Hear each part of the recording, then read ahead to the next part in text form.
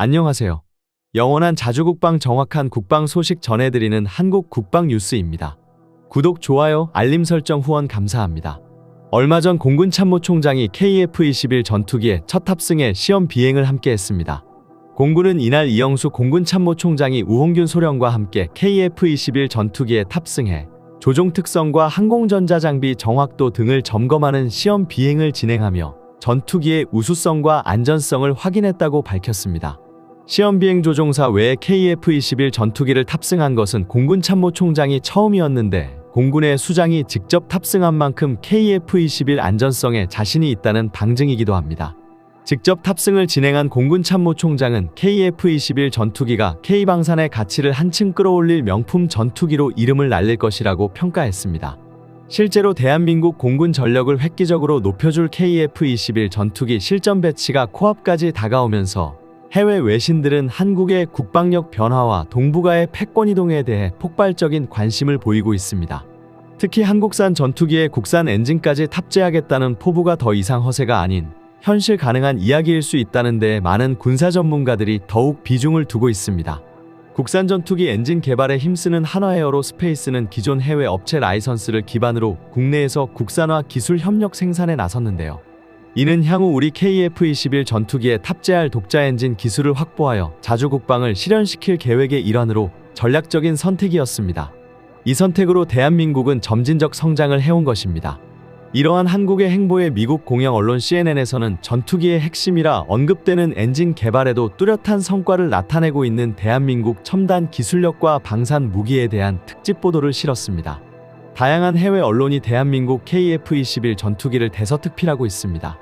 해당 보도 내용을 살펴보면 한국이 방산업계에서 미국과 유럽에 이어 세계 4대 강국으로 도약할 것이라는 미래 전망을 내놓은 한편 최근 한국의 5년간 수출 성장 규모와 육해공 군사력 분야를 보자면 100년 전부터 첨단 전술무기를 생산해온 유럽 국가들조차 긴장해야 한다는 것입니다. 현재 한국 전투기의 성능은 제2의 한강의 기적이라고 부를 수 있을 만큼 놀라우며 한국 방산은 1970년대 한국 경제의 부흥만큼 엄청난 성장 속도로 도약하고 있다고 언급했습니다. 심지어 이제는 KF-21 전투기에 장착할 고성능 군용 항공엔진 제작을 하고 있다며 대한민국에 대해 절대 무시할 수 없는 군사저력을 가졌다고 평가했습니다. KF-21 전투기는 공개된 6대 실험기체로 연속적 비행과 이착륙, 신무기 테스트 등 무수한 성능 시험과 엔진 테스트까지 병행하고 있습니다. 또한 초기 구조 건전성 시험에 대한 3가지 임무까지 성공적으로 수행했으며 아직 민간에 공개되지 않았지만 양산 1호기 조립이 완료되며 최종 지상시험을 치르고 있다는 소식까지 전해졌습니다. 대한민국 전투기는 놀라운 성능으로 연일 감동을 주고 있는데 한국산 전투기의 독립적인 운용을 위해서 국산화는 필수적인 요소입니다. 과거 우리 국민들조차 한국 항공엔진 개발이 불가능할 것이라고 비판의 목소리를 내었지만 우리 연구진은 포기하지 않고 수년 전부터 항공산업 발전을 위해 여러 프로젝트를 진행해왔습니다. 대한민국은 세밀하게 계획을 세워 고난이도 엔진 개발에 돌입하고 있습니다. 한국이 엔진 기술을 빠르게 발전시켜왔으며 이제는 무인기에 국산 엔진을 탑재해 테스트를 진행하고 있습니다. 무인기에서 먼저 부품 신뢰성이 확보되는 순간 대한민국 KF-21 전투기 등을 유인기에 탑재하여 엔진 개발을 시험할 예정입니다. 현재 KF-21 전투기에 탑재될 국산 엔진은 그 추력을 빠르게 높여나가고 있습니다. 특히 추중비를 높여나가는데 초점을 맞추어 개발을 진행하고 있는데 추중비가 높으면 엔진에 힘이 많이 적용되어 전투기에 더욱 고난이도 기술이 들어가며 고고도 비행과 급감속 등 자유로운 고난도 기동이 가능해집니다. 실제로 최근 KF-21 전투기는 다양한 고성능 비행을 진행하여 세계 군사 전문가들 사이에서 극찬받고 있습니다. 결국 이를 구현하기 위해 중요한 것은 KF-21 전투기 엔진 개발에 농축된 첨단 기술력이 접목되어야 한다는 것입니다. KF-21 전투기 엔진까지 완벽하게 국산화되는 순간 순수한 국산 전투기로 업그레이드되며 새로운 고기동을 달성할 수 있을 것이라 기대됩니다. 이에 최근 한국과 방산협력을 강화하기 위해 한영방산 공동수출량에 각서를 체결하는 영국은 대한민국 KF-21 전투기를 적극적으로 도입하고 싶다고 언급했습니다. 미국산 F-35 전투기 생산이 늦어져 언제 인도받을지 모르는 상황에서 F-35 추가 도입 대신 한국으로부터 KF-21 전투기를 도입해야 한다는 의견이 계속하여 등장하고 있습니다. 대한민국의 다양한 시험 비행이 투명성 있게 검증되자 한국과 방산 계약을 맺은 영국은 물론이고 정권 안정화에 진입한 폴란드까지도 KF-21 전투기 도입을 서둘러야 한다는 주장이 제기되고 있습니다. 그런데 영국을 비롯하여 여러 나라에서 내외 부족으로 수출협약 성공 가도를 달리는 것과 달리 국내에서는 우려의 목소리가 터져나오기 시작했습니다. 그 이유는 KF-21 전투기가 전배치되기 바로 직전 초도 생산시설 가동과 라인 증축에 성공적으로 마친 지금 보람의 증설 작업을 고작 9번 밖에 하지 못했다는 사실이었습니다. 당초 2026년까지 1차 생산 라인 가동 계획을 발표한 한국 항공우주산업의 청사진이 무너지는 것이 아니냐는 우려가 터져나왔는데요. 많은 분들이 기체의 결함이 발생되어 개발이 지연되는 것은 아닐까 걱정했지만 전투기 생산 라인 증설이 빠르게 진행되지 않았던 이유는 다행히도 기체 결함과 전혀 상관없이 허가 승인이 계획 예정보다 늦었기 때문이라고 언급했습니다. 이로 인해 폴란드와의 협상이 진일보했습니다. 미국산 기체 도입은 굉장히 까다로우며 도입 시 지연되기 일쑤이기 때문에 빠른 도입이 필요한 폴란드에게 부적합하다고 판단하였으며 한국과는 여러 면에서 장점이 있다고 결론 내린 것입니다. 대한민국과의 대규모 방산으로 인해 이미 호환성 측면에서도 큰 장점이 있고 빠르게 납품되는 한국산 무기를 경험했기 때문에 나머지 20대 전투기 자리는 KF-21 전투기가 차지하는 것이 좋을 것이라는 의견이 우세했던 것입니다. 실제로 폴란드 공군이 매우 만족한 부분이 한국이 일정을 잘 지켰다는 것인데요. 오락가락하던 폴란드 정부는 대한민국과의 계약을 서두를 것을 촉구하고 있으며 사우디아라비아에 이어 한국과 공동개발을 진행하고 싶다는 움직임을 보이고 있습니다. 5세대 전투기로 도약하는 블록2부터 6세대 가능성까지 보이는 KF-21 블록3까지 쭉 함께 가고 싶다는 의사를 내비쳤습니다. 폴란드 입장에서는 수출 문제와 F-35 부품 결함 및 운영 보수 문제로 골머리를 썩히는 미국제 무기가 아닌 많은 부분에서 이미 많은 부분 협력이 오갔던 한국과의 공동개발이 좋은 수가 될 수 있다고 생각하는 것입니다. 대한민국 입장에서도 동일한 무기 수출 시장에서 최전선으로 평가받는 동유럽 국가와 손을 잡는 것이 주유럽 대륙으로의 진출을 위해서도 긍정적인 발판이 될 수 있습니다. 폴란드를 제외하고도 많은 국가에서 한국산 전투기 구매에 대한 협의가 오가고 있지만 여전히 국내에서는 부정적 의견이 계속 나오고 있습니다. KF-21 실전기체가 등장하여 그 저력을 보여주고 있음에도 국내 비관론자들은 현재까지 개발된 초음속 전투기는 FA-50밖에 없다는 것을 강조했습니다. KF-21 전투기는 기본 성능 자체가 FA-50 경전투기와 비교도 안 될 정도로 높을 수밖에 없으며 이로 인해 KF-21 전투기의 개발이 원활하게 이루어질지 의심하고 있는 것입니다. 향후 5세대로의 도약이 과연 가능할 것인지 현재 4.5세대 전투기가 다른 국가들을 상대로 경쟁력이 있을지에 대한 우려를 계속했습니다. 여전히 많은 비관론자들은 KF-21 전투기 수출이 허상일 뿐이라고 말하고 있습니다. 하지만 이미 KF-21 전투기는 대외적으로 폭발적인 관심을 받고 있습니다.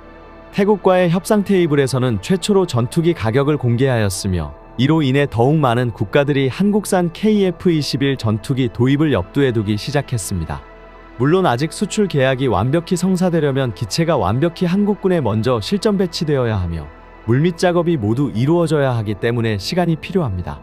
하지만 외신들을 살펴본다면 한국산 전투기가 주목받는 사실만은 확실한데요. 프랑스 현지 언론에서는 KF-21 전투기가 자국산 라팔 전투기의 라이벌이 될 것이라고 보도했고 미국 CNN 역시 한국산 전투기는 전 세계의 돌풍을 몰고 올 것이라며 KF-21 전투기 구입 가능성이 높은 나라를 정리하여 보도했습니다. 그런데 이 모습에 대해 최근 인도네시아의 조나 자카르타 역시 KF-21 전투기를 대서특필하고 나섰습니다. 우리 국민분들은 이제 인도네시아라면 치가 떨리실 겁니다. 분담금을 6천억 원 수준으로 줄였음에도 인도네시아는 한국 KF-21 전투기의 모든 기술을 요구하고 있는데요. 인도네시아의 파렴치한 태도에 우리 네티즌들은 이제 질릴 대로 질린 상황입니다. 인도네시아를 좋게 볼 수 없는 이유 중 하나로 인도네시아와 튀르키예는 중요한 군사동맹국입니다. 각종 군사기술을 공유하는 긴밀한 사이입니다. 과거 미국 정부 측은 튀르키예가 한국과 KF-21 공동생산에 나설 경우 한국의 핵심 기술까지 여러 국가에 유출될 가능성이 높다며 분담금과 관계없이 공동개발 자체를 중단하는 최악의 수를 고려해야 한다고 언급했습니다. 한국은 인도네시아 기술 유출 사건으로 인해 중대한 변화를 맞이하게 되었습니다. 실제로 튀르키예는 한때 한국을 차세대 전투기 사업 파트너로 고려한 바 있습니다. KF-21 사업의 지분 30%까지 투자하는 방안을 검토했는데요.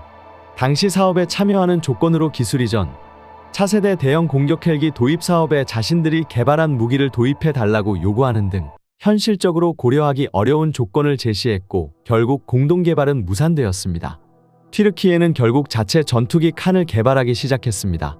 튀르키예 칸 전투기는 KF-21 전투기와 비슷하게 모든 것을 오로지 독자적인 힘으로 개발했다고는 하지만 다소 허황된 스펙으로 가득 찬 전투기라는 분석이 우세합니다.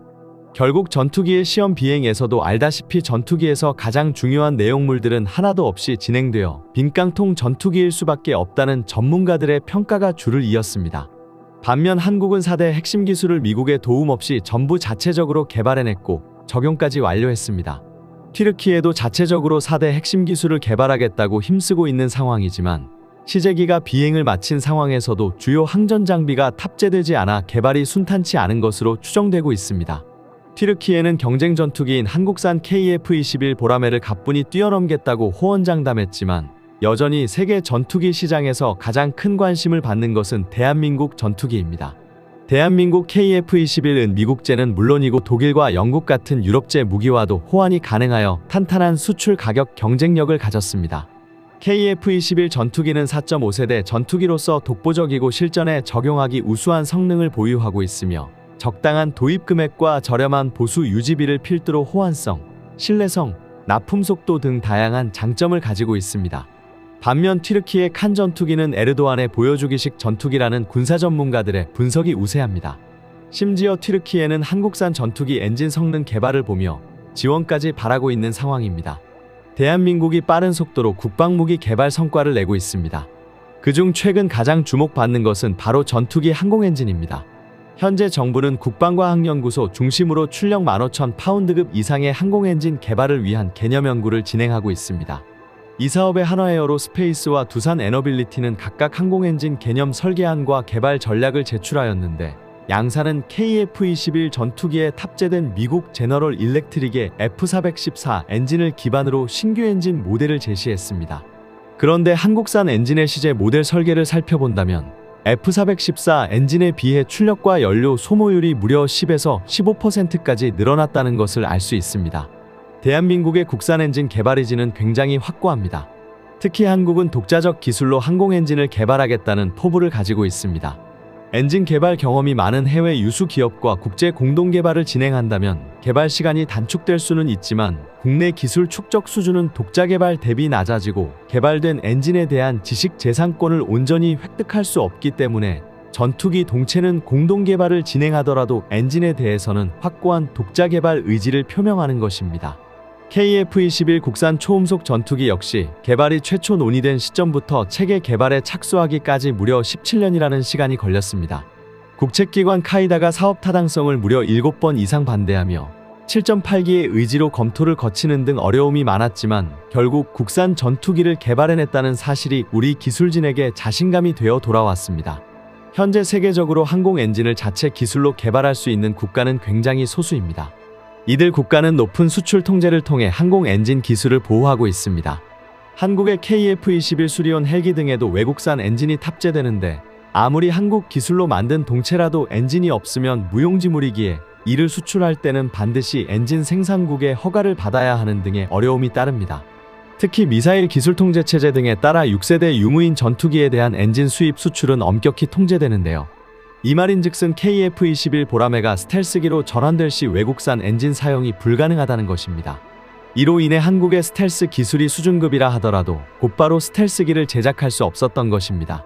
결국 한국이 자국산 스텔스 전투기를 보유하기 위해 선행되어야 하는 것이 국산 엔진 개발이라고 할 수 있습니다. 이를 위해 우리는 엔진 개발 역량을 높여나가고 있는데요. 현재 그 상황은 실로 순항 중입니다. 대한민국은 국방과학연구소 ADD를 중심으로 한화에어로스페이스와 두산 에너빌리티가 손을 잡고 항공 국산 엔진 개발을 진행하고 있습니다. 한화에어로스페이스의 경우 KF-21에 탑재되는 G2사의 F414 엔진을 라이센스 생산하고 있어 익숙한 편이지만 두산 에너빌리티의 경우 아직까지도 다소 생소해하시는 분들이 있습니다. 가스터빈 엔진에 있어 두산 에너빌리티는 한국 유일이자 전 세계에서 6번째로 설계 기술을 보유하고 있는 업체입니다. 미국 제너럴 일렉트릭, 일본 미쓰비시 파워, 독일 지멘스 등에 이어 2019년 두산에너빌리티가 발전용 대형 가스터빈 국산화에 성공했습니다. 발전용 가스터빈과 항공기용 가스터빈은 모두 공기를 압축하고 연료를 연소시켜 고온의 가스를 발생시키며 이 고온의 가스를 이용해 터빈을 돌려 기계적 에너지를 생성하는 원리로 작동합니다. 특히나 1500도가 넘는 배기가스의 열을 견딜 소재를 만드는 것이 항공용이나 발전용 가스터빈 핵심이라고 할 수 있는데요. 비행체의 추진력을 얻기 위한 초고온, 초고압 환경에서도 엔진의 변형 없이 유지되어야 하기 때문에 구성품 소재 개발은 매우 중요합니다. 두산에너빌리티 송용진 부사장의 언급에 따르면 항공용 터빈은 지상뿐 아니라 높은 하늘에서도 빠른 속도 변화가 있기 때문에 블레이드 사이즈는 작아도 기술적으로 더 어려운 부분이 있을 수 있는데, 그러나 제작부에서 평가하는 요소들은 같고 특수 소재를 많이 다뤄본 두산의 경우 충분히 도전할 만한 역량이 있다라고 했죠. 일례로 두산은 항공용 엔진이 요구하는 섭씨 1500도 정도의 고열인 터빈 입고 온도를 견딜 수 있는 설계와 제작 역량을 지니고 있는데요. 1500도는 금속이 녹는 점을 넘어서는 가혹한 환경인데, 온도가 높을수록 고난도의 냉각 설계와 소재, 기술력이 필요로 합니다. 그러나 두산은 이미 섭씨 1680도 고온 환경을 극복하는 연소기와 터빈기기 설계, 그리고 냉각 기술을 확보하고 있죠. 이것이 얼마나 대단하냐면 한화에어로스페이스마저 1800켈빈, 즉 섭씨 1527도 TIT 기술력을 2029년까지 개발 완료로 하는 것을 목표로 하고 있습니다. 그리고 하나 측이 가장 어렵게 생각하고 있는 것도 바로 이 고온을 견디는 소재를 개발하는 것이죠. 터빈 작동 환경이 1600도라고 할 때 약 1000도 정도는 소재 기술이, 나머지 600도는 냉각 기술과 코팅 기술이 담당하게 되는데요.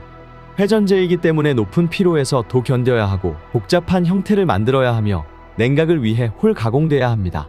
특히 두산은 고온 시험 관련 크리프 시험기를 국내 최대 규모로 200대 이상 보유하고 있으며 이를 통해 장시간 시험 데이터를 많이 확보하고 있는데, 현재 19년에 걸쳐 연속 시험 중인 장비도 있습니다.